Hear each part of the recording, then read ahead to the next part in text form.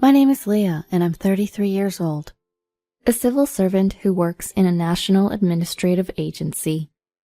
Life's been a grind with a hectic schedule, but I'm doing what I've always wanted to do since my student days, so I'm pretty fulfilled. In my personal life, I've been living with my partner Huey for 5 years. We're not officially married, just a common law couple. Huey's parents often say, "It's fine now, but shouldn't you consider getting married for the future?" But we haven't taken that step yet. You see, my family is steeped in male chauvinism. They prioritize the eldest son above all. My parents, and even my grandparents on both sides, have always treated me like I'm worthless, just because I'm the eldest daughter. Despite being the first child for my parents, and the first grandchild on my dad's side, no one ever showed interest in me. "I have a talent show at school tomorrow. Can you come?" I've asked my mom and dad countless times, only to be mocked and told, "If we had time, we'd rather sleep." They would say, "You're really stupid if you don't understand that." and they just make fun of me. I remember feeling heartbroken seeing my friends' parents taking photos and videos during school events. Then, just before I started elementary school, my brother Miles was born. The joy from my parents and grandparents was overwhelming. Even my workaholic dad would rush home if Mom texted. "Miles seems a bit feverish. Maybe he's got a cold." They'd both stay up all night taking care of him. So, when I started elementary school, neither of my parents even attended the orientation. They'd tell the school, "We're too busy with our son to care about our daughter." I was alone on my first day of school, watching other families take commemorative photos. Not just my parents, but my grandparents, too, acted like Miles was the only grandchild that mattered. In particular, Miles' paternal grandparents who lived with him bought him everything he wanted and were happy to take him anywhere he wanted to go. Because of this upbringing, Miles grew up to be a selfish, arrogant person who looked down on everyone else, especially me. He'd often take my food or destroy my belongings for fun, and no one in the family would bat an eye. Once he tore up a book I'd borrowed from a friend. When I scolded him, my family said, "It's just a book, you can replace it." "That's exactly right. That's why girls are so troublesome." "That's right, it's best for boys to be energetic." "Miles is growing up wonderfully," they'd add, praising him without a hint of criticism. Miles would just smirk, showing no signs of remorse. This cycle had been ongoing since Miles was born. I grew up without feeling any warmth or love from anyone in my family. I had just one wish: to attend college as far away from home as possible, essentially cutting ties with my family. At home, my brother Miles was always in the way, or I'd get tasked with chores that interrupted my studies. So I hit the books and libraries and empty classrooms after school. To cover college application fees and travel expenses for school tours and exams, I worked part-time at grocery stores. All that effort paid off. I got into a prestigious university. My parents and grandparents couldn't care less. "If you want to go, go, but don't expect any help from us," they said. I saw that coming a mile away. I had already applied for every scholarship I could and planned to live in a dorm to minimize costs. Plus, I had my best friend Selena. We'd been friends since elementary school, and she and her parents knew all about my family situation. Selena's dad worked at the same company as mine, albeit in a different department. My dad's chauvinistic behavior was often a topic of discussion at his workplace. My mom and Selena's mom even went to the same school, and she told me my mom had similar domineering personalities like my dad. When Selena and I first became friends, her parents were worried. "Friends with the daughter of that couple?" But they warmed up to me after seeing how much Selena praised me and how I stood by her when she was being isolated by other girls in class. "If it weren't for you, Leah, my school life would have been miserable. Thank you," Selena would say. But the truth is, I don't know what I would have done without her and her parents. They were the ones who kept me going. I was able to survive because of Selena, who laughed and said, Leah, you be you. And Selena's parents, who always offered a helping hand. Without them, I might have lost my way or given up on life altogether. As for college, Selena had already decided to attend a local university. I've got nothing to do until graduation, so let me help you, Leah, she said. She helped me with the nitty-gritty details of placement exam logistics, like booking hotels and flights. On the day I left for college, my family didn't bother to see me off, but Selena and her parents came to the airport. As we said our goodbyes, she handed me an envelope. This is a farewell gift from all of us. You'll need stuff for dorm life, right? Inside was $2,000. I tried to refuse, but she insisted. Take it. We'll always be friends, but I won't be able to help you like before, she said, tears in her eyes. I never touched that money during my college years. Holding on to that envelope reminded me of Selena and her family, giving me the strength to keep going. After graduating from college, I went on to graduate school, which was my dream. I passed the civil service exam and took my first steps into the working world. Selena and I kept in touch through texts, and she even visited me during family vacations. Selena ended up working as an administrative staff member at a local hospital after graduating from college. After 8 years, I returned to my hometown for the first time in 12 years. I was invited to her wedding, where she and a doctor who worked at the same hospital as her was getting married. During those 12 years, my maternal grandparents had passed away. But my paternal grandparents, who lived with us, was still healthy. My brother Miles had enrolled in a prestigious middle school, considered the most challenging in our area, the same year I went to college. My parents were proud, saying things like, Miles is just like me, so talented. We're excited for his future. Absolutely, we might even have to send him abroad for studies. But Miles, who was considered a child prodigy in elementary school, found himself among equally capable students in his new school. He was shocked when he scored average on his first exam. This can't be the real me. I'm better than this. Instead of putting in the effort, he blamed everyone else, teachers, classmates, the school, even timing, for his shortcomings. By the time he reached 9th grade, the school suggested he consider transferring, saying it would be less stressful for him. But both Miles and my parents couldn't accept the reality due to their pride, and Miles continued on to high school. As feared, he couldn't keep up and eventually dropped out. At that time, I was in grad school.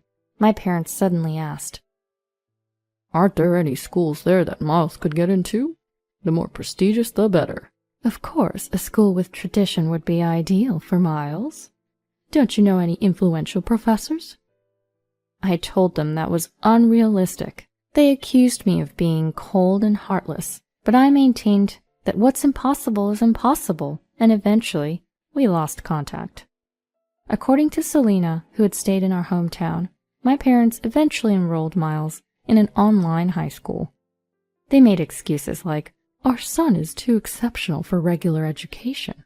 He would only attract jealousy and make life difficult for himself. Miles graduated from the online high school, went to a local college, and got a job at a subsidiary of my dad's company through my grandfather's influence. I met Miles again when I attended Selena's wedding. I had returned to my hometown 2 days before the wedding, at Selena's request. I have something I want to talk about, she had said. I wasn't keen on visiting my parents, so I stayed at the hotel where the wedding was to take place. I spent some relaxing time with Selena, going to the spa and such. We were invited to dinner by Selena's parents, and it was at the hotel restaurant that I ran into Miles and my parents. They didn't recognize me at first. I guess that's understandable. When I lived at home, I was skinny and didn't have the luxury of caring about my appearance like other girls. It was only when my parents greeted Selena's parents that they realized I was their daughter. Leah, is that you? You're back in town? My, you've changed. Are you free later? Maybe we could. They were oddly friendly, but I wasn't in the mood. I'm heading back right after Selena's reception, so I don't have time, I said, and quickly left. I did make eye contact with Miles, but to be honest, I wouldn't have recognized him on the street. He had lost his youthful look, and now had a face that oozed cunning. After the wedding, I returned to my condo. Soon after, I started receiving messages from my parents and Miles, who had forcibly obtained my number from Selena's parents. According to a message from Selena's father, who apologized for giving them my contact, it seemed they wanted me to attend Miles's wedding. Miles is getting married? Yes, apparently to the younger sister of a college classmate. She's only 21 and quite beautiful. What does that have to do with me attending? According to Selena's father, Miles had gotten his job through my grandfather's connections, but his self-esteem far exceeded his actual abilities. He also had a bad habit of looking down on people and would say things like, "No need to listen to people who stayed in this backwater town," making him unpopular. That's why when he announced his wedding, almost everyone from colleagues to bosses gave excuses like, "I plan to have a terrible cold that day," or "My tarot card reading advised against going in the direction of the venue." "Planning to have a cold, huh? I see." My parents and Miles didn't want to be outdone by the number of attendees from the bride's side. Even though I'm not the most exciting sister or daughter, they seemed to think it was better to have me there, given that I have a graduate degree from a prestigious university and a government job. I was annoyed by their shallow thinking. Competing over the number of attendees is ridiculous, but if I kept ignoring them, they'd surely pester Selena's father, saying, "Tell our daughter to get in touch." So I reluctantly replied to Miles's message. He said, "Long time no talk. You must be happy to be useful to the family for once." I ignored his petty comment and decided to attend the wedding just to minimize the hassle. Fast forward to the wedding day 2 months later. The bride was as beautiful as Selena's father had described, and she seemed genuinely kind and straightforward. I wondered why such a wonderful woman would marry someone like Miles, but I decided not to pry and just play my role as the groom's sister. After the wedding, Miles and his new wife left for their honeymoon. No one tried to keep me around, and I had nothing to say to my parents or grandparents, so I briefly visited Selena's home, said my greetings, and left. Time passed without any contact until Miles suddenly reached out, inviting me to come see the cherry blossoms. It wasn't a grand event like the National Cherry Blossom Festival in Washington, D.C., but my hometown also had a botanical garden with cherry trees. It's a common seasonal event. However, I was suspicious. It turned out the real agenda wasn't cherry blossoms, but convincing me to give up my inheritance rights. Apparently, there's a big land development plan near our family home. A major developer was planning to buy up the area to build a large condo complex. Real estate transactions were heating up around our family home. Our home was situated right in the planned development area. Our great-grandfather used to run a firewood and charcoal business there, so the property was quite large. It included not just the house, but also a sizable parking area. It seemed Miles and my parents, enticed by the rising land value, wanted to ensure I didn't get a share of the inheritance in the future. Don't count your chickens before they hatch, they say. I never really cared about inheritance, but Huey once advised me, "Even if you don't need it, it might be good to settle things once and for all." So I decided to go back home. I booked the same hotel I stayed in before, and I planned to meet my family at the botanical garden. Then came the day. I arrived at the designated spot and found my sister-in-law, whom I'd met only once at a wedding, sitting alone on a bench. I was 3 hours early, but she was there even before me. She seemed well prepared, but her face was pale, and dark circles were evident under her eyes. Do you remember me? I'm Leah, Miles's sister. We met at the wedding." Upon hearing this, she stood up in surprise, but almost immediately stumbled. I quickly reached out to catch her. She was surprisingly light and frail. It was like looking at myself back in high school. "I'm sorry, thank you," she said. Her name was Carolyn, if I remembered correctly. "Carolyn, right? If you're not feeling well, don't push yourself. Let's sit down." We sat back down, but the bench was cold, probably from the rain earlier. Upon closer inspection, Carolyn's apron and hair were damp, as if she'd been caught in the rain. "What time did you get here? We agreed to meet at noon, right?" "Yes, but I was told to secure the best spot for cherry blossom viewing, so I've been sitting here all night to make sure no one else took it." This might be the best spot for cherry blossoms, but you didn't have to go through all this trouble. But if I don't do as Miles says, not just him, but Trevor and Jasmine will scold me too. This is just how it always is. Trevor and Jasmine are the names of my dad and mom. Hearing Carolyn's story, I felt a rage that made my whole body tremble. I immediately took off my coat and put it on Carolyn, then sent a message to Selena.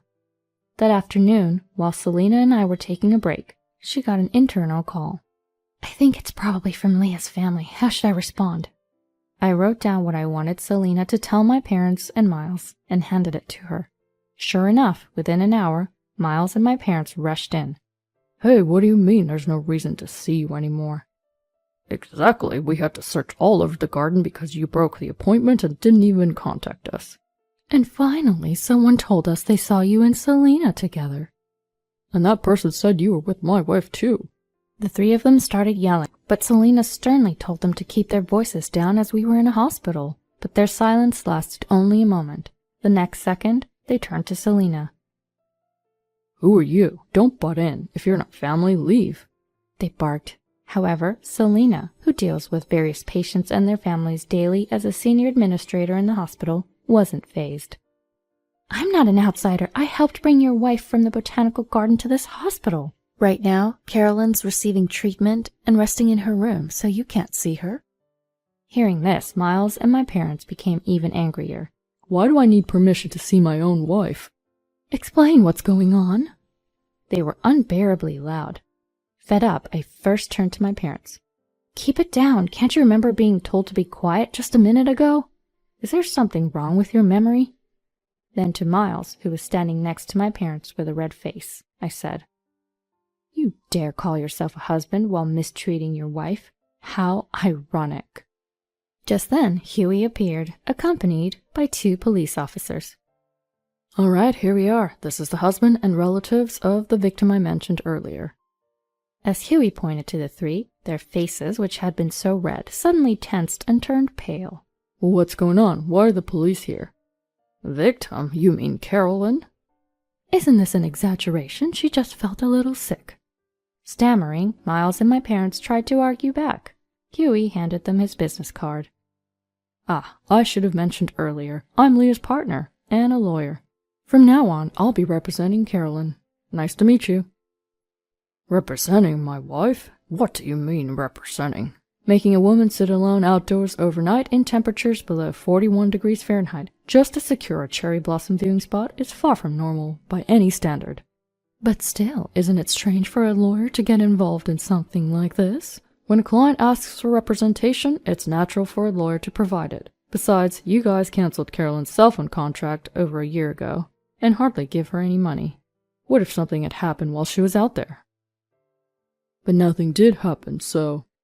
That's beside the point. Can't you imagine what would happen if someone went without food or water for nearly half a day? You're not kids anymore. But... Moreover, when you told her to secure the spot, you didn't even give her time to dress properly for the outdoors. You even locked her out immediately. How is this not malicious behavior?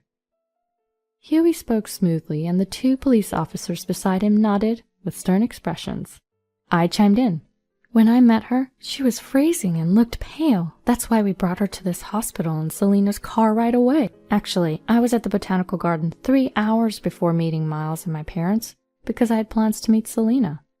I had texted Selena that I was meeting Miles and my parents under the guise of cherry blossom viewing. She suggested, why not take a stroll in the botanical garden to calm your nerves before that? I agreed, as I was feeling a bit uneasy. Thanks to arriving much earlier, I was able to find Carolyn in poor condition. Panicked, I immediately called Selena, who was still at home.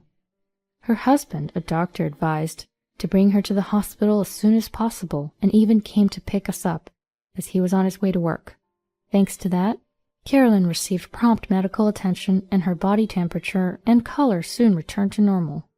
However, based on Selena's husband's diagnosis that she was both physically and mentally weak, she was transferred to the inpatient ward. In the meantime, after hearing Carolyn's story during the ride to the hospital and between exams, I consulted with Selena and contacted Huey, who promptly came over. Huey then acted as Carolyn's attorney consulting with the police and contacting her family. As far as I'm concerned, your actions against my client could be considered assault. Naturally, I plan to file a complaint in that regard. Upon hearing this, Miles's face changed color. Assault? That's a bit much. I didn't physically harm her or anything. Assault doesn't just refer to physical injuries. Past cases have defined it as adversely affecting a person's health. Adversely affecting health? She just felt a little sick. There's no need to make a big deal out of it. Whether it's a big deal or not is for the police and prosecutors to decide. As Huey said this, the police officer standing behind us said, "Let's take you somewhere to hear more about this," and led the three of them away. After getting an earful from the police, Miles and his parents returned home, only to find Carolyn's family waiting for them, looking furious. According to what Carolyn later told me, her brother had always thought of Miles as a bright and caring friend. When Miles started dating Carolyn, her brother was thrilled. But then Miles told him that Carolyn said, "I've always hated my family. Now that I'm married, I finally cut ties. I told them to not contact me anymore." After that, her brother was blocked on all forms of communication. He even visited their home, but was turned away, being told, "She's crying and doesn't want to see you. Please leave." On the other hand, Carolyn was told by Miles, "Your brother never liked you. He begged me to take you off his hands. I only married you out of obligation, not love." My parents and grandparents also kept telling her, "You're a burden. Just be grateful we're putting up with you." Clearly, they were trying to isolate Carolyn from her family to use her for their own convenience. What a despicable bunch. But all their schemes came to light because of this incident. Carolyn's family, who rushed over after hearing the news, took turns, staying with her until she recovered and was discharged from the hospital. Although the police ultimately let them off with a stern warning, in a small town like mine, social condemnation can be far worse than legal repercussions. When we took Carolyn to the hospital, the three of them showed up at the botanical garden, only to find it occupied by another group, which led to a heated argument. Word spread quickly about the incident, and rumors started flying. Miles and my dad felt so humiliated, they ended up quitting their jobs. As a result, it seems that he repeatedly treated his young wife so badly that he even sent her to the hospital. Oh, I heard he went on a rampage that even the police were called. Even the husband's parents got together and took his wife mentally. Miles and Dad quit because they couldn't stand it anymore, as these rumors spread, with some exaggeration, not just in their workplace, but also in their neighborhood. Moreover, a big land development deal fell through, causing property values to plummet. Miles and his family, who had bought up neighboring lands, ended up in massive debt. Carolyn's family then demanded a divorce, compensation, and a division of assets, pushing everyone to the brink. My grandparents lost all their assets and had to move into a care facility after the shock of being kicked out of their home. Miles and my parents, now facing a hefty divorce settlement, begged Huey, who was representing Carolyn, for help and mediation. But Huey simply responded, "You must be joking. If you try to contact Leah or me for money, we'll have to respond legally." I had changed my number while my parents and Miles were being questioned by the police, and they didn't even know my current address or workplace, so there's no way they could contact me directly anymore. Now that I'm free from all the complications related to my family home, especially since my grandparents' inheritance is gone, I feel utterly liberated.